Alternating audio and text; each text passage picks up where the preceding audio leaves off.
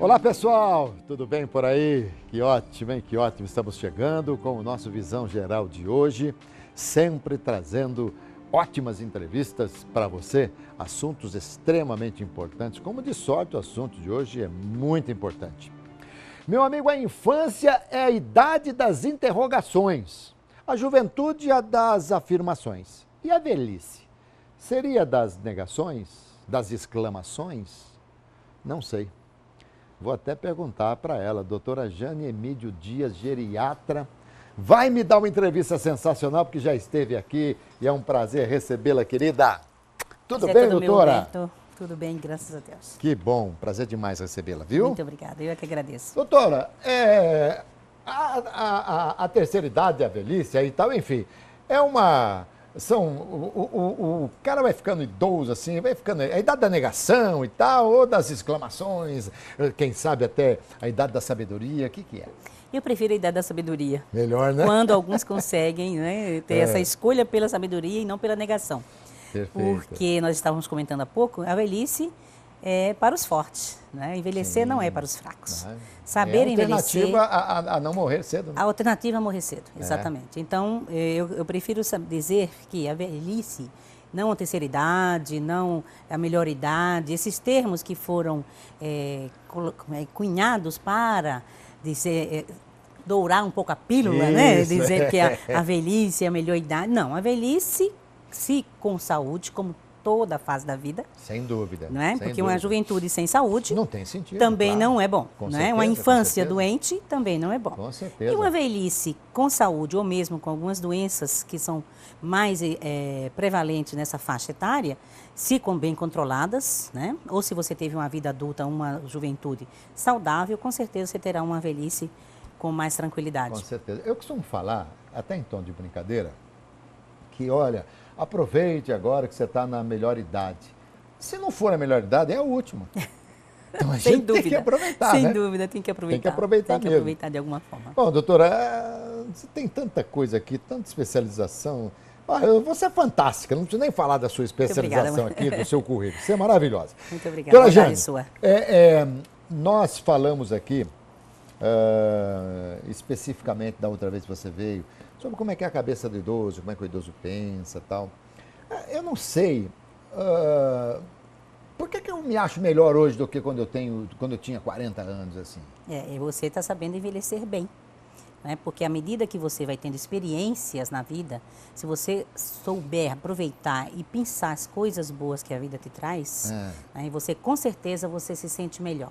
Eu, particularmente, se você perguntar, e um dia o meu irmão me disse, ai, Jane, que tempos bons, né, que tem uma foto que ele me mandou, eu disse, não, o tempo bom é agora. O tempo bom é agora, que eu tenho discernimento, que eu tenho poder econômico melhor do que eu tinha na minha juventude, né, que eu posso escolher, não tem escolhas por mim. Né? Então, quando você pode escolher o que fazer da sua vida, essa é a melhor idade. Isso, a melhor escolha. Esta é a melhor escolhas, né? Principalmente, que a vida é feita de escolhas. Haja vista o que nós estamos vendo aí que está viralizado nas redes sociais, 10 anos antes, 10 anos depois. Sim. Os 10 anos depois estão melhores. Sim, muitas pessoas. E é comum a gente olhar fotos nossas antigas e falar, nossa, eu era assim. Hoje nós já temos muito democratizado as cirurgias plásticas, né? Também. Então as mulheres hoje não têm mais idade, né? Em 2009, Sim. com certeza tem mulheres hoje muito melhores do que estavam em 2009, né? Sem Porque dúvida. com os recursos que nós temos da medicina, né? E quem gosta, quem aproveita, quem pode fazer também com sabedoria, não é? Porque também os excessos são prejudiciais. Então acredito que a tendência é o tempo te fazer melhor. Perfeito. Tá? Perfeito. Como pessoa, inclusive, né? Principalmente. Doutora, a gente vai falar de algumas doenças, assim, que mais acometem, claro, o idoso e tal. Mas eu queria te perguntar uma coisa. Quando que vocês... Por que você definiu que 60 anos, a partir de 60 anos é idoso? Na verdade, isso já está praticamente mudando. Eu acredito que nos próximos anos, o Brasil, porque isso foi uma decisão da OMS lá atrás.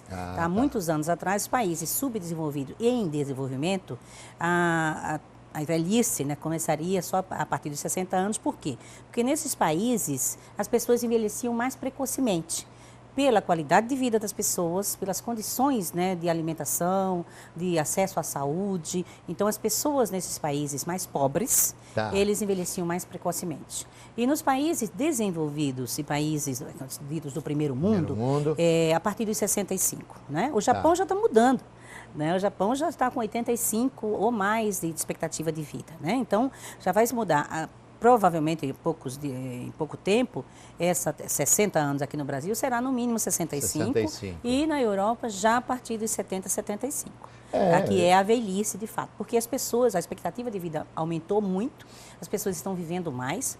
E você me pergunta por quê, né? Por quê? Porque o acesso ao diagnóstico de doenças precoces, né? O diagnóstico precoce com tratamento, que até há 30, 40 anos não existiu, que hoje você tem um câncer como doença crônica, você tem hipertensão como doença crônica, você tem diabetes como doença crônica. Não como doença mortal, né? Não como doença letal. Um dia você vai morrer de alguma coisa. Perfeito, mas essas doenças você pode conviver 30, 40 anos com ela, tendo uma boa qualidade de vida, se cuidar-se, né? Perfeito.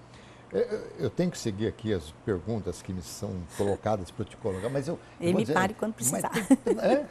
Me pare, porque eu falo pouco. Não, imagina. Mas eu não consigo deixar de perguntar algumas coisas. Por exemplo, o idoso tem medo da morte? Muito. Tem? Tem. O idoso, a grande maioria tem medo, apesar de dizer, isso eu digo com experiência de consultório, e experiência familiar e experiência da vivência médica, dentro da maioria dos arquivos, dos artigos editados, etc. A morte é sempre para o outro. Né? Você não convive pensando em morrer. Apesar de que o suicídio nos idosos triplicou nos últimos 30 anos, né? Como nos adolescentes, suicídio, pessoas que sempre tiveram domínio da sua vida e com algum grau de dependência ou total dependência, tendo a oportunidade, às vezes, praticam contra a própria vida, né? Então, isso aumentou muito, mas, no geral, é que a morte, hoje, Alberto, já nos meios acadêmicos, já se discute. Né, a finitude, né? Então, assim, muitos, até congressos nós temos sobre finitude, né? Como encarar, como abordar a pessoa idosa nesse processo de finitude, falar com a família. Então, mas no geral, a morte ainda é uma grande desconhecida e todos temos medo dela. E né? dói morrer, doutor? Depende, né? Mas ninguém pode explicar Ninguém isso, pode né? explicar, né? Depende. A morte pode ser muito dolorosa quando você tem consciência dela, que você vai morrer.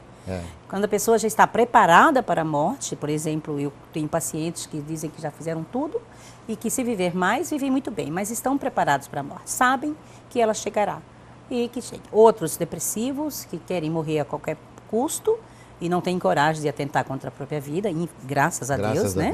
Que nós tentamos cuidar. E tem aqueles que não querem falar na morte.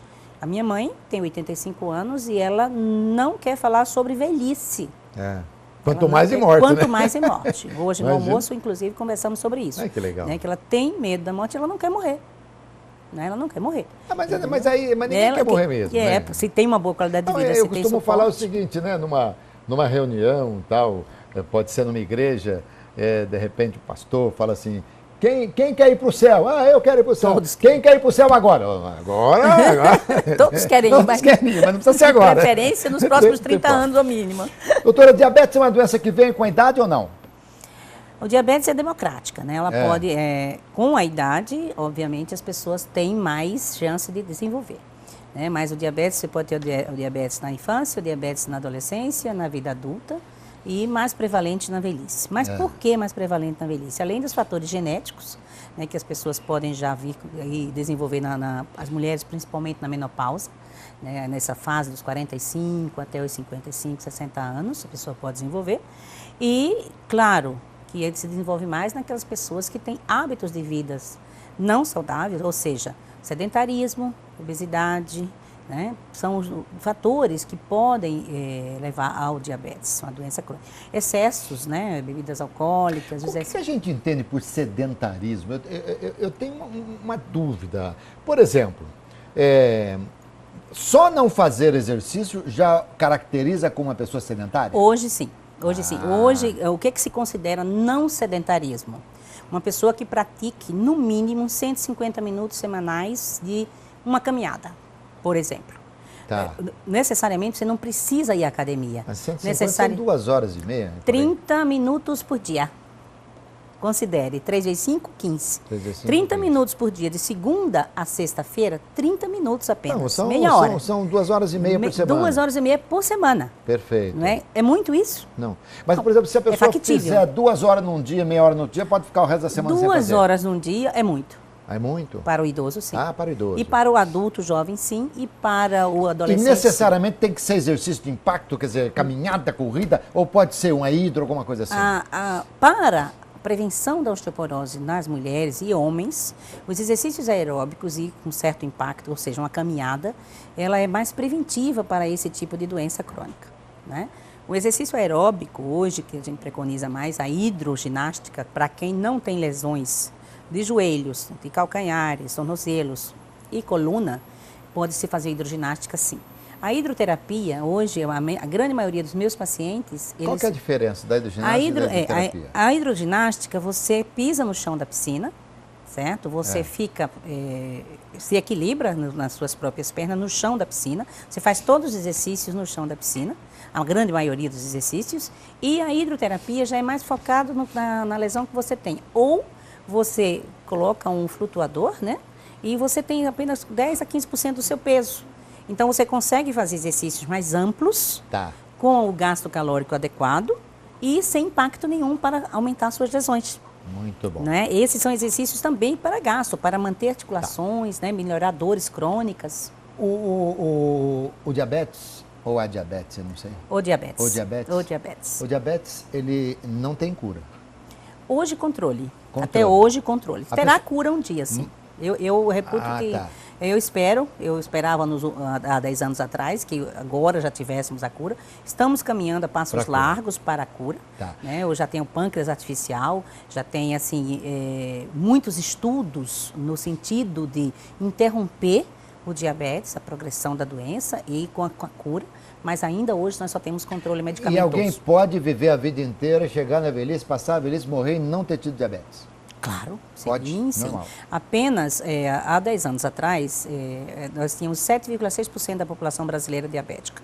Hoje, a população mundial em torno chega até 20%. Né, de pessoas diabéticas. Então, você considere que 20% da população diabética e 80% não. Agora, existe uma piada a respeito, né, que 50% das pessoas têm diabetes e não sabem, né, mas como é que o Ministério da Saúde sabe? Se elas próprias não sabem. Não e sabem, se eles né? sabem, por que eles não avisam essas pessoas? Né? Então, assim, é uma doença que, de fato, é uma doença muito insidiosa e que hoje é mais fácil o diagnóstico, porque as pessoas têm maior acesso ao médico, mas como é uma doença insidiosa e de curso muito lento e progressivo, indolor, né? Até complicar, né? Não cheira, não fede, desculpa, mas é assim, uma doença que você não sente, até as suas complicações, então é muito difícil o controle. Agora, doutora, por exemplo, eu vou citar o meu caso. 64 anos, eu não tenho diabetes. De vez em quando, claro, o médico fala, olha, está subindo um pouquinho a glicemia, dá uma diminuída e tal. Se eu vier a ter diabetes, pelo fato de não ter tido durante todo o tempo, ela vem mais fraca ou vem mais forte? Ela vem. E ela ficará mais forte se você não se controlar. Dificilmente você terá as complicações do diabetes, ficando diabético aos 64 anos.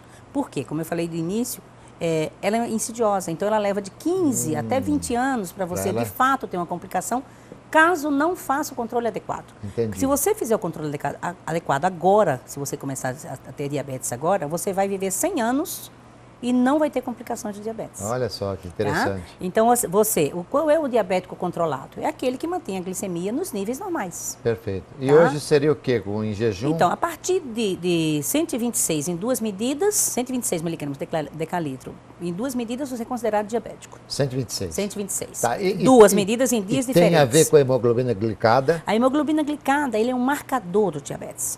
Então, o que é que ela me diz? Ela me diz que daquele dia que você colheu até 70, 90 dias para trás, a média da sua glicemia. Entendi. Então, hoje, o que é que consideramos uma glicemia, uma hemoglobina glicada adequada para o diabetes? O diabético, a partir dos 60 anos, no máximo, até 6,4 é um excelente controle. Abaixo de 6, melhor ainda. E pode alguém, por exemplo, fazer o exame em jejum, não dá, está lá com 99, por exemplo, uma hemoglobina glicada que também não indique, e na curva glicêmica apontar?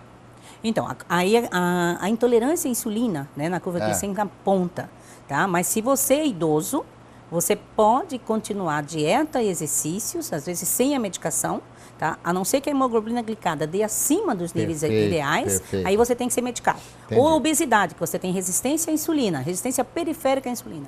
O obeso tem muito, então você precisa ser medicado, neste caso. E muitas doenças, elas são desencadeadas a partir do diabetes? Sim.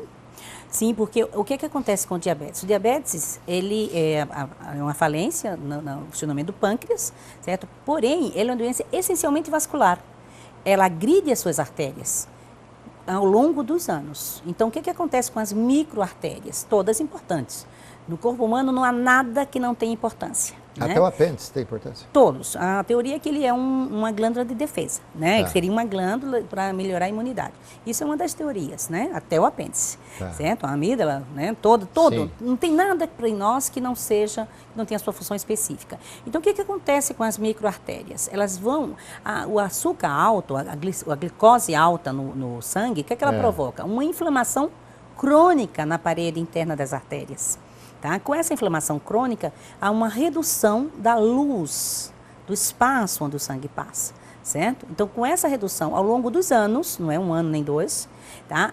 O que vai acontecendo? Uma obstrução dessas microartérias. Falta oxigenação. Exatamente. Então, o que acontece? Onde mais o diabetes é prejudicial quando não controlado? Eu gosto muito de enfatizar. Quando não controlado. Porque é um estigma muito grande nas pessoas com relação ao diabetes. Homens e mulheres, e principalmente nos homens, né? Então, o estigma ainda é muito grande, apesar da informação, do conhecimento disseminado, mas todas as pessoas ainda diabéticas têm um estigma, né? Então, assim, ao longo dos anos, não havendo controle, essas microartérias vão obstruindo. Então, o que acontece? No rim, nós temos microartérias. No cérebro, todos os locais, né? Sim, mas os lugares mais importantes, periferia, então, arteriopatia, extremidades, né? A nefropatia diabética, a retinopatia diabética e a microangiopatia cerebral por conta do diabetes. Então, o diabetes pode, sim, não controlado, provocar uma demência de origem vascular. Então... E uma hipertensão. A hipertensão, o diabético não controlado, seguramente ele será um hipertenso no futuro. Nem todo hipertenso será um diabético. Mas a grande maioria dos diabéticos não controlados, de novo, eu vou enfatizar muitas vezes para o seu público, que o diabetes é uma doença crônica que pode ser, sim, controlada e você ter uma qualidade de vida normal, viver como qualquer pessoa normal, né, sem...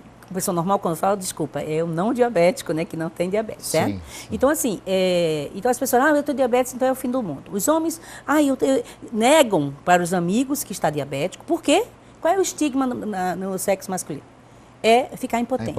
A impotência sexual. Por que a impotência sexual no diabetes não controlado? Que ficam comprometidos. Então... Muito bem. Gente, dá vontade até de ficar doente para se consultar com essa mulher aqui, não é verdade? A gente vai para o intervalo e volta já, aguarde um instante só.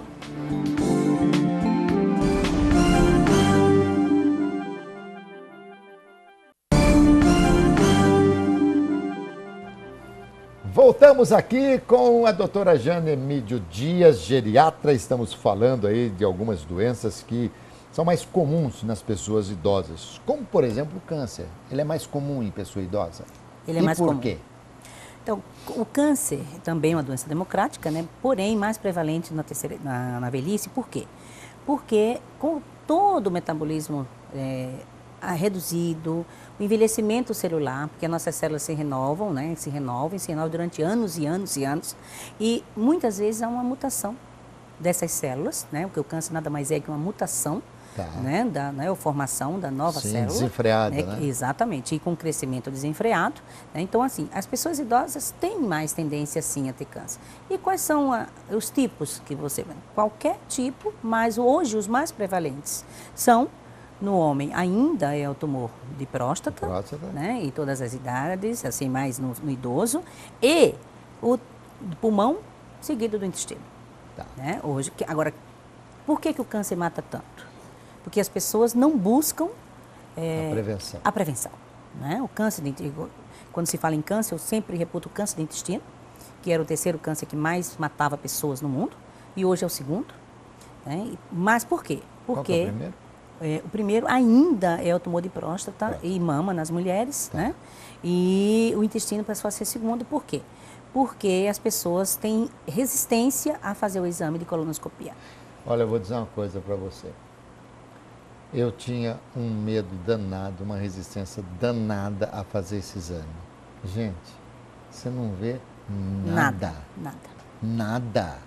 É um exame totalmente indolor. Nada, indolor. Nada, não se percebe nada. Exatamente. E tem que fazer. Tem que fazer. Tem que fazer, pelo menos os protocolos, né, de todos os hospitais, etc., e dos estudos científicos preconizam, né, a partir dos 50 anos, Sim. né, que a pessoa, pelo menos uma colonoscopia, tá? E dependendo do resultado, o médico é que vai dizer se com 3 anos, 5 anos. Depende do resultado. Tá, né? Se tem pólipo, se não tem pólipo, se o pólipo, que tipo de pólipo que determina a próxima. Então, assim, você ter um dia de diarreia, porque você está limpando o seu intestino para fazer um exame que vai te salvar a vida, eu acho que é muito pouco. Tá. É muito fácil fazer. E claro que o câncer ele tem graus, né? Mais agressivo, menos agressivo e tal.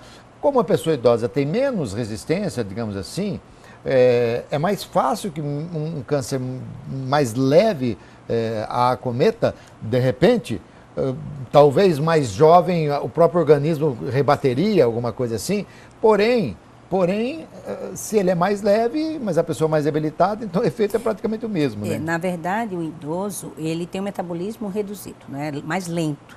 Então, alguns tumores crescem muito lentamente. E muitas vezes a pessoa tem outra causa morte que não é o tumor. Por exemplo, o tumor de próstata no homem muito idoso. Eles nem operam, né? Exato. Então, mudou muito o conceito do que é o câncer, de como tratar o câncer, de como encarar o câncer, né? Eu não sou a pessoa mais com propriedade de se falar sobre esse tema, porém, eu te digo que a abordagem do câncer, o idoso, por exemplo, não existe tumor leve, existe câncer, né? O câncer mais leve é o câncer base celular, é aquele de pele, que não, melanoma, claro. Não, melanoma, mas é que é a vergonha dos cânceres, né? A vergonha do câncer é o carcinoma base celular. Você pode ter 10 e não morre dele, né? Só precisa tirar por causa de estética, porque cresce, né? Perfeito. Mas assim, e alguns tumores, dependendo do tipo de célula, eles podem ser mais invasivos ou menos invasivos. Né? Independendo, às vezes, até da própria idade. Doutora, Alzheimer. Fazer hidroginástica todo dia, 1 hora por dia, alguma coisa assim, é um grande preventivo contra o Alzheimer? Eu digo que hoje já estamos dizendo que o exercício é um grande preventivo contra o Alzheimer, né? Acabou de sair um estudo recente, eu não vi a reportagem, mas li o artigo sobre uma substância, né, além das outras que nós já conhecíamos, que ajuda a prevenir o Alzheimer. Foi uma experiência com ratos, né? Sim. Que é uma substância chamada irisina, que essa substância, de fato, ela já produzida a partir do exercício, e nos ratos com Alzheimer ela melhorou a cognição desses animaizinhos e preveniu a doença em outros, né? Os ratos foram submetidos a esse teste e melhorou aqueles ratos já produzidos, o Alzheimer foi produzido, né, quimicamente, e esses ratos eles conseguiram melhorar o seu desempenho, né, cognitivo. Então, assim, o exercício hoje é preconizado até para acamados. Aliás, principalmente para os acamados, né? Então, desde um paciente acamado, uma paciente que está com a sua vida plena, o exercício é preconizado em todas as situações, todas. Não existe nada, nenhuma doença que impeça a pessoa de desempenhar um exercício, nada. Mesmo as pessoas com restrição, e ontem eu ouvi a Laís de Souza, né, para você ver o que o exercício faz com uma pessoa que estava tetraplégica, né? Hoje... ela já apresentou uma evolução muito pouca coisa, mas em relação ao que ela viveu... A lesão que ela teve é um milagre como ela já está. Impressionante. Tá? Quer dizer, milagre da ciência. Sem dúvida. Não é milagre. Agora, doutora, Alzheimer só dá em idoso? Infelizmente, não. Tem jovem com Alzheimer? Tem jovens com Alzheimer. Inclusive, a primeira mulher que foi diagnosticada pelo Dr. Alois Alzheimer, ela tinha 48 anos. A primeira mulher, isso foi em 1906, não é? Ela chamava Augustine. E esta mulher, na Alemanha, foi diagnosticada aos 48 anos. Então, assim, nós temos, claro, que a partir dos 65 anos, principalmente a partir dos 80 anos, qualquer um de nós pode ter a doença de Alzheimer. Independente da genética, principalmente. Hereditariedade. Hereditariedade, né? Tá ligado? A hereditariedade quando é abaixo dos 65 anos, 60 anos, então pode ter alguma hereditariedade, e isso nós sabemos com a avaliação, com a anamnese do paciente. Já estamos em cima da hora já. Nós temos pacientes, eu tenho uma paciente que tem hoje 58 anos, mas foi diagnosticada aos 52. Olha, que triste. Então, está dizendo, estamos em cima do programa aqui, mas eu queria falar muita coisa sobre Alzheimer, mas a senhora volta numa outra oportunidade. Só para a gente falar o seguinte, o portador da doença do Alzheimer, quem tem Alzheimer, sofre, dói? No início da doença, ela é muito dolorida emocionalmente, né? O Alzheimer não dói fisicamente, mas para ele ou para a família? Para ele, no início para ele, porque e depois, obviamente, para a família, tá. né? Porque a pessoa tem a percepção que está falhando. Né, que sua memória, sua cognição está falhando. Algumas atividades corriqueiras, né, como escovar os dentes, por exemplo, que é uma atividade de vida diária, né, como tomar banho, como a sequência de um banho, muitas vezes, a pessoa que está no início da doença, ela percebe que ela não usou o sabonete, por exemplo. Tá? Que a pasta de dente, ela não colocou a pasta, ela tentou escovar os dentes. Isso são exemplos básicos.